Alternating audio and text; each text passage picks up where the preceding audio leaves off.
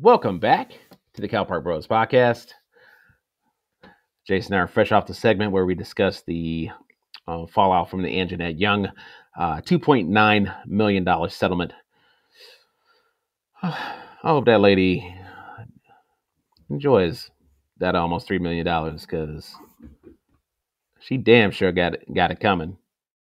Segment 3, Jason and I are going to be talking about the year in review, the year that was, the good, the bad, and the ugly, sadly.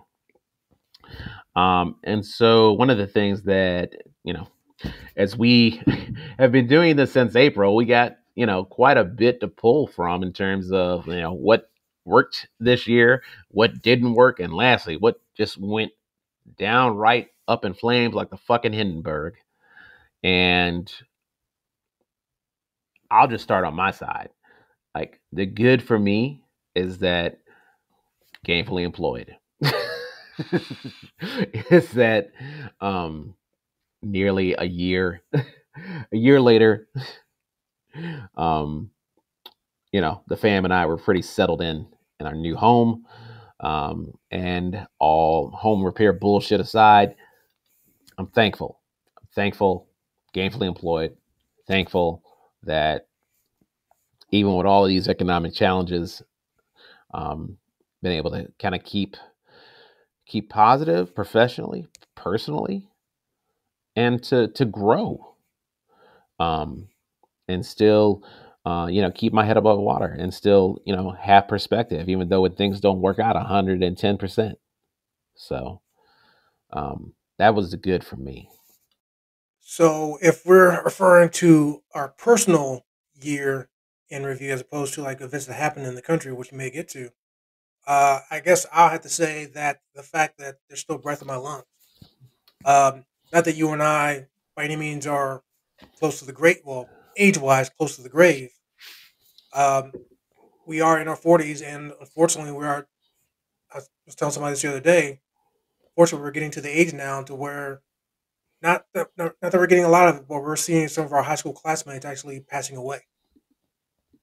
You know, and especially as black males, especially, I think that's something to keep in mind. That the fact that even though we are in our 40s, and again, not close to the grave, ideally, knock on wood, but still, we're to that point to where not everyone that we grew up with, even in Cal Park or people that went to Shepherd, we're not spring chickens no more. So it's to the point now where some people we knew and grew up with are, for whatever reason, one reason or another, are going to be moving on to that, upper room, as they said back in the movie Life. Um, so for me, that would be my good. And now granted, it may be cliche because I can probably say that every single year going forward. But in this moment, I just kind of want to say that because I kind of recognized that earlier this year is that not everyone we grew up with was or was as fortunate for one reason or another. So the fact that I still have breath in my lungs, that's my good for 2021. Yeah, I think it's important to acknowledge the positive things even going on with us individually. What else was I going to say? Even here's what I was going to say: the good. We've got more tools to deal with COVID now than we've ever had before. Like at least in 2021, as we wrap up this fucking year, we at least have a fucking vaccine. Like, we didn't have shit in 2020. So I think that was a beacon of hope for a lot of folks. I think having some sort of protection made people comfortable enough to see their extended family, or maybe to see a friend that perhaps they hadn't seen in a year or 2 years. So for me, just having some tools in the toolbox to actually address a once in a lifetime pandemic did kind of save the year for me. And I think it saved it for a lot of other folks too. I think the return of live events, the return of sports. I mean, hell, we even got into the Olympics this year, for Christ's sakes. There's no way in hell we thought that was going to be possible last year. So the Yeah, that's a lot of the good for me, just outside of our personal spheres. Um, is that, bro? There was a lot of shit that wasn't 110% perfect. I mean, hell, the the NHL had to go on break. They said, we're not even going to send you guys over to the Olympics. No thanks. Um, but I think focusing on what actually was viable is kind of shaping my good as far as this year in review is concerned. your favorite word, viable. Um, so just to kind of copy off you there, when it regards to the 2021 for me good outside of our personal bubble, I found a good article in CNN that kind of listed date by date, month by month, some of the good stuff that happened in a year. So I kind of charting down stuff I might consider good, bad, and ugly. And you know, it wasn't a very long list of good as far as events wise, but the one that kind of stood out to me um, was the Derek Chauvin guilty verdict.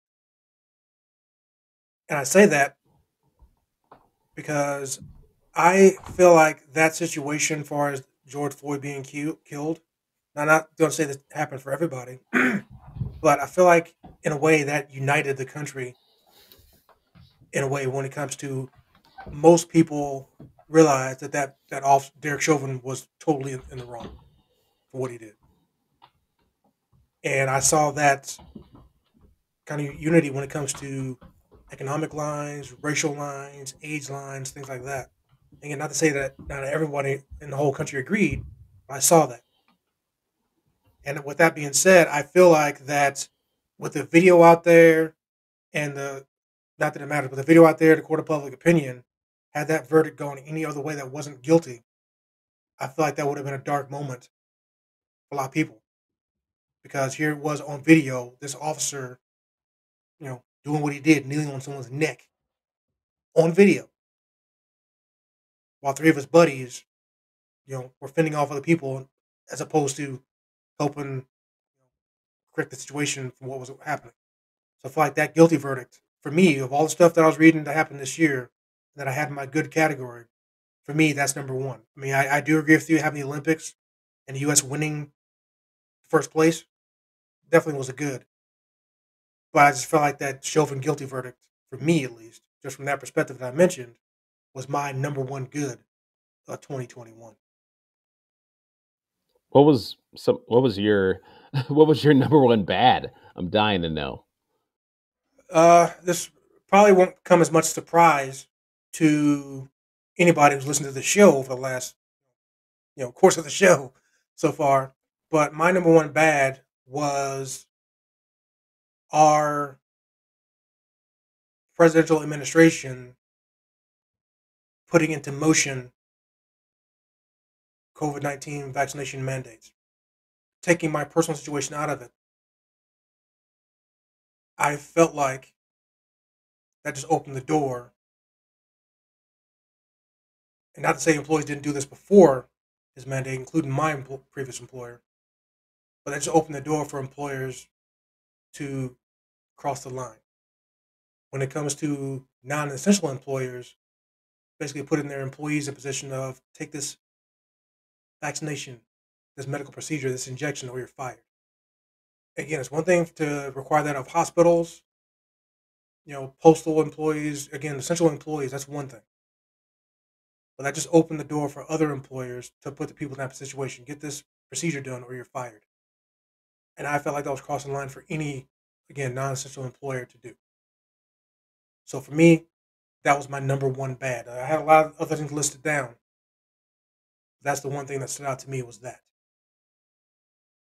Again, that's even taking my personal situation out of it. Because even if I was a vaccinated person,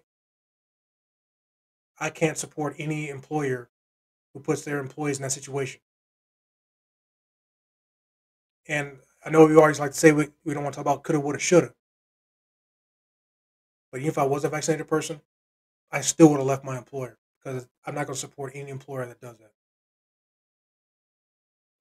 I'm surprised that you said, well, let me be honest. I'm not surprised that was your number one. I'm going to give you my number one. My number one bad, um, my number one bad for the year is not um is not people saying that companies shouldn't have the right to mandate immunization. It's that the vaccine became so polarizing that you literally have motherfuckers like places in Florida where if you wear a mask, effectively you can't even conduct a business. And so all of the personal choice rhetoric kind of goes out the fucking window when magically it's no longer a personal choice that people respect or support. So that was my bad for 2021, is that people were so, and I say people, but I also mean people and I mean organizations because ultimately they're led by people. People were so desperate to be anti-vax in that scenario that they said it was about personal choice, ignoring the fact they were rejecting someone else's personal choice. Well, we are a nation of hypocrites in one way or another. Um, so yeah. I do want to. I feel like I have to give an honorable mention for my bad category just because for me it was really close. Um, but the kind of the same vein. I'm not gonna go into full detail because I think people can get it once I say it. But basically, the Texas abortion ban push that happened. Oh, yeah. And again, just because of the same vein. So I don't think I need to go any further details than that. But that was my very close number two bad for 2021. I will pivot to my ugly then, uh, which is where we really started the year off, where I am still in disbelief that people were so enamored with the idea that the election could be stolen, or rather, that they were so ramped up into the idea of this character that Donald Trump was playing that they were willing to lose their fucking jobs over it and catch a case over this shit. Like, I'm still in disbelief that the amount of violence that effectively happened on January 6th with the Capitol riot, and in a weird way, it almost wasn't enough. It wasn't enough backlash to that violence. It was ugly, one, because it happened, and it was also ugly because I feel like the response was muted. Because I don't give a shit who you voted for. It is not okay to show your ass in Washington, D.C. like that. So, and again, looking at that article I mentioned regarding reviewing all the things that happened in 2021, I already knew when we talked about this yesterday being a topic, as far as the ugly part of it, I automatically knew what my ugly was going to be. And I agree with you completely. That has to be it. I was going through all the events that happened in 2021 in this article, just even looking for a second option at all to be my ugly 2021. And there was nothing even close to that insurrection on January 6th. I still remember watching the video of what was happening. And at the time, I didn't see like any kind of, writing in regards to where it was. I just saw people looting a building. with flags and weird costumes and stuff like that. I'm like, where's this? Then I saw it was the Capitol building in DC. I'm like, are you kidding me? People are actually doing this? What is going on? And my immediate thought was, is this like a movie scene? I can't remember the name of the movie, like the one with Gerard Butler and they're taking over the White House. That's what my thought meant too. Like, this is what I'm seeing, a movie taking over in real life. But no, it was just people, like you said, who felt a certain way about the election, about it being stolen, whether they were motivated by whatever Trump said or not, they still did it. And the fact, like you said, the fact that people had the gumption, the gall, the audacity to storm a government building, let alone the Capitol building in our nation's capital, DC. Because to me, my first mentality would be, okay, if I do this, I'm going to run the risk of me dying because somebody's going to shoot me, like a officer in the building or security guard, or whatever. For me, that would be a reason to not do it. Well, that and the fact that I wouldn't want to do it in the first place. But obviously, these people didn't think of that at all. Obviously, they didn't. Because if you did think about that, why would you do it? It's idiocy. Period. And that's why there's no other candidates for our ugly of 2021. And I agree with you. I don't see, and obviously the people that probably would say that it's okay what they did. I would have to imagine that's a very small percentage of the people in this country that didn't look at what happened and realize that was an ugly stain on the year that is in this country. And I'm going to go ahead and say it. And I don't care what people think. I don't care. If there was ever any case of white privilege, that was definitely it. To think you could storm in the building and not expect any repercussions to happen, I don't know what else you'd call it. Because also we saw who most of those people were when it comes to what I just mentioned in that crowd. I'm sure you would say the same thing. I'm sure you agree with me. If that ever became a thing, your first thought was, I'm going to go in here and I'm probably going to die because I'm going to wind up getting shot. You're going to think of all the bad stuff that's going to happen to me, whether it be, even if you don't get shot, jail, prosecution, whatever. But for whatever reason, these people felt like, oh, I can do this and we're going to get away with it and it's okay. I'm going to take pictures in here, put them on social media. I mean, come on, bro. So, yeah, I don't see how anybody else could look at all the events that happened in 2021 and that wouldn't be their number one ugly for the year. And the thing, like you said, this happened way back on January 6th. All stuff that happened between January 6th and now, there was nothing else that happened the whole year that was uglier than this. Nothing compares, right? Nothing.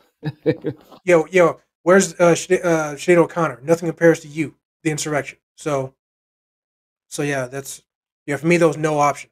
I immediately thought of this yesterday. Try to find some other option for number two to have a contender.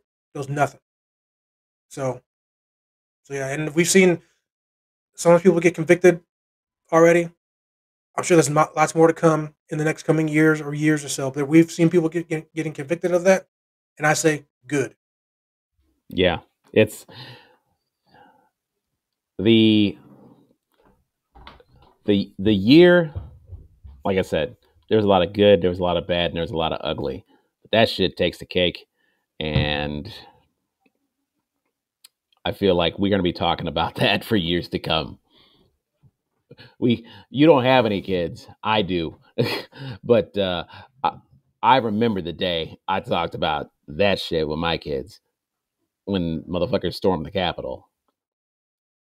I'm not going to ask you to go into it on this show, but I can imagine what their thoughts and opinions were of that. Yeah, because not necessarily your oldest, but the younger too. Just because